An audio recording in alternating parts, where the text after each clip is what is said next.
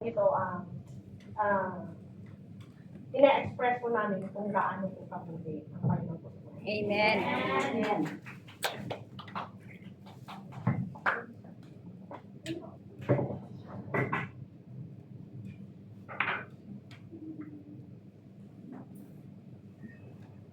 Ang awitin po ito po ay para po, una po para sa Panginoon, pangalawa po. Amen.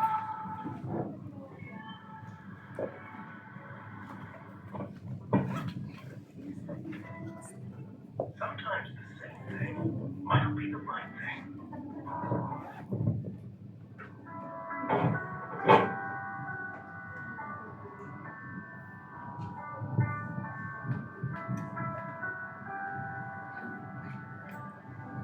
The darkness we were waiting, without hope, without light. Still from heaven you came running. There was mercy in your eyes to fulfill the law and prophets. To a virgin came downward from a throne of endless glory to a cradle in the dirt.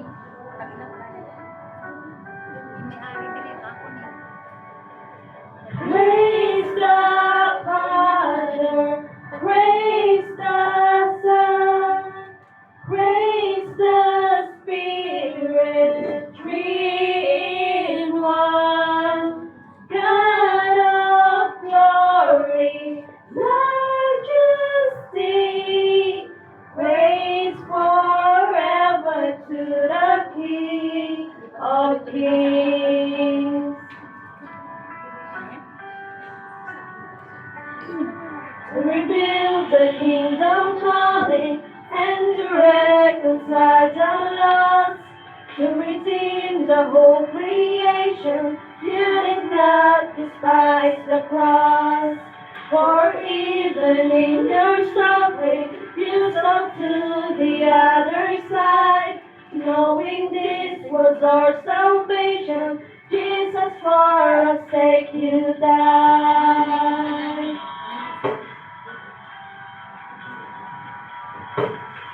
Praise the Father, praise the Son, praise the Spirit, three in one.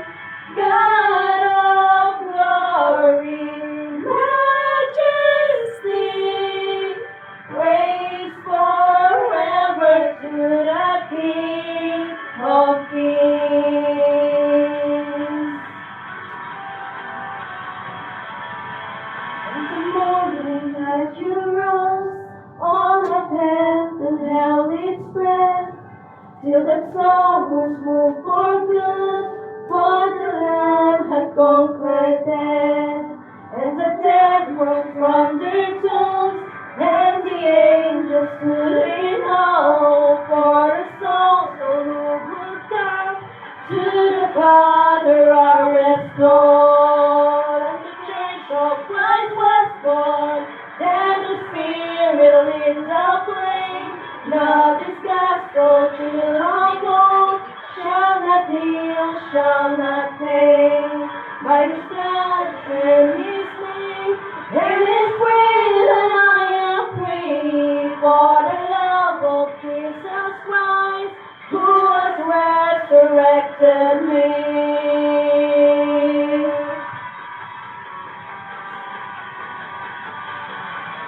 Praise the Father, praise the Son, praise the Spirit, three in one. God of glory, majesty, praise forever to the King of Kings. Praise forever to the King of Kings. Hallelujah. Amen po. Pagkatama po ito yung nakatatapos.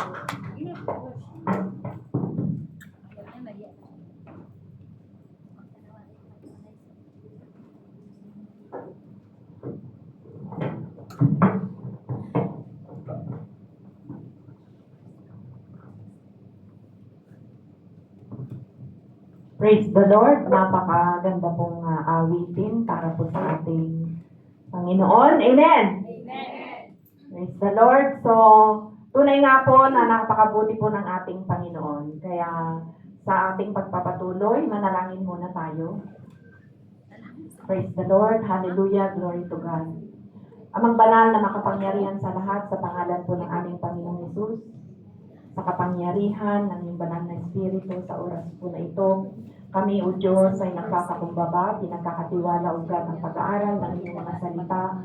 We acknowledge, O God, that apart from you, we can do nothing, O God. Kaya Lord, patuloy na itago mo ako sa iyong likuran, samahan mo po ako ng iyong kapangyarihan, ng iyong anointing, O God, bilang daluyan ng inyong mga salita, O Lord. Patuloy, Ama, na ikaw lamang ang makita at nagniningning sa aking buhay. Tunay, O Diyos, na by your grace, by your mercy, O God, hallelujah, kaya ako nakakatayo sa inyong harapan. Salamat sa kalakasan, salamat, O Diyos, sa wisdom and knowledge that comes from you, Father God, na ipagkakaloob mo sa akin sa oras na ito. At sa mga kapatid ko na nandito ngayon, you know them, O God, you know their hearts, O God, desire na maglingkod po sa iyo. Alam mo rin kung ano po yung pinagdadaanan nila, yung mga bagay, O Diyos, na kanilang mithiin, O God, panalangin sa kanilang mga puso. O God, hayaan mo sa pamagitan ng inyong mga salita, mangusap ka sa bawat isa po sa amin, and Lord, meet us, O God, through your word, O God, in the name of Jesus. Salamat po ng marami, purihin ka, dakilain ka sa pangalan po ni Jesus. Amen. Praise the Lord. Dito po sa ating pag-aaralan, samahan niyo ako sa Matthew 26 verse 36 to 46.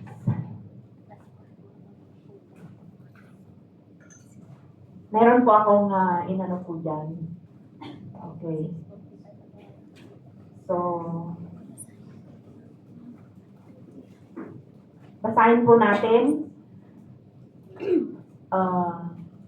Dito po makikita natin sa verse 36, nanalangin po si Jesus sa Gethsemane. Amen? Okay. So, malapit na po ang Holy Week. Inaalala na nila natin yung pagkamatay ng ating Panginoong Jesus, pero hindi po siya nanatiling patay, kundi siya po ay muling binuhay ng ating Panginoon. Sige po, basahin natin. At isinama sila ni Jesus sa isang lugar na tinatawag na Gethsemane. Sinabi niya sa kanyang mga alagad, dito muna kayo, mananalangin ako sa dako roon. Verse 37, kayo naman. Ngunit isinama niya sina Pedro at ang dalawang anak ni Zebedeo. Nagsimulang magabag at maghirap ang kanyang kalooban. Verse 38, sinabi niya sa kanila, ang puso ko'y tigib ng hapis na halos ikamatay ko. Maghintay kayo rito at makipagpuyat sa akin. Kayo. Lumayo siya ng kaunti, nagpatira pa siya at nanalangin. Ama ko, kung maaari po, ilayo ninyo sa akin ang kupang ito ng paghihirap. Ngunit hindi po ang kalooban ko, kundi ang kalooban ninyo ang mangyari. Nagbalik siya at dinatnan niyang natutulog ang tatlong alagad. Sinabi niya kay Pedro, talaga bang hindi kayo makapagpuyat na kasama ko kahit isang oras lamang? Magbantay kayo at manalangin upang huwag kayong madaig ng tukso. Ang espiritu ay nakahanda, ngunit ang lamang ay mahina. Muli siyang lumayo at nanalangin, Ama ko, kung hindi maiaalis ang sarong ito nang hindi ko iinumin, mangyari ang iyong kalooban. Muli siyang nagbalik at nakita na naman niyang natutulog sila, sapagkat sila ay antok na antok. Iniwan niya uli ang tatlong alagad at muli siyang nanalangin. At iyon din ang sinabi. Nagbalik na naman siya sa mga alagad at sinabi sa kanila, natutulog pa ba kayo at nagpapahinga? Dumating na ang oras ng anak ng tao ay pagkakanulo sa mga makasalanan. Tayo na, narito ang magkakanulo sa akin. Purihin ang Diyos sa pagkabasa ng kanyang buhay at banal na salita. Amen. So, pinamagatan ko po itong sige lang, iluhod mo lang, or continuous prayer. Amen? So, dito po sa verse 42, muli siyang lumayo, nanalangin. So, ibig sabihin, this was the time, mga kapatid, na si Jesus Christ, nanalangin po siya on the Mount of Olives. Amen? Or, yung place po na ito ay totoo na mayroon po yung place na yan. Amen? Kapag pumunta po tayo, sana one day ay makapunta tayo sa Israel, makikita po natin yung Gethsemane. Amen? Amen. Amen po. So, totoo po yan. Akala natin nasa Biblia lang, pero totoo pong mayroong place na Gethsemane or Mount of Olives na tinatawag. Okay? Dito po sa verse 36 na ating binasa, number 1, na makikita po natin, Jesus Christ choose a place. Pumili po siya ng isang lugar. Hello? Amen. Amen. Isang lugar, at ano yung lugar na yon? Gethsemane. Gethsemane. Sabihin nga natin. Gethsemane. Okay. Madami naman pong lugar, pwede naman siyang mag-pray sa bahay, o kaya pumunta sa church, pero doon po yung napili niya. Amen. Yung Gethsemane, yun po yung lugar na napili po ng ating Panginoon. So, sino po yung isinama niya? Isinama ni Jesus ang kanyang disciple. Ang kanyang disciple, okay, sa Gethsemane. Isang lugar na specific place na kanila pong pupuntahan, okay? So, Jesus Christ choose a place. Tayo ba pag nagpipray tayo, di ba? Di ba tayo po ay pumipili ng isang lugar? Minsan, yung lugar na sa kusina, o kaya sa toilet, o kaya doon sa mismong kwarto po natin. Si Lord, ganun po siya. Pumili po siya, Jesus Christ, choose a place, okay? Kapag tayo ay mananalangin, pipili tayo ng lugar. And then, doon po tayo, mga kapatid, doon ka talaga makakapanalangin. Amen? Amen po. Amen. Okay. So, dito po, ang tawag natin dito ay intentional prayer. Okay? Talagang, kapag nandun ka sa lugar na yon, intentionally,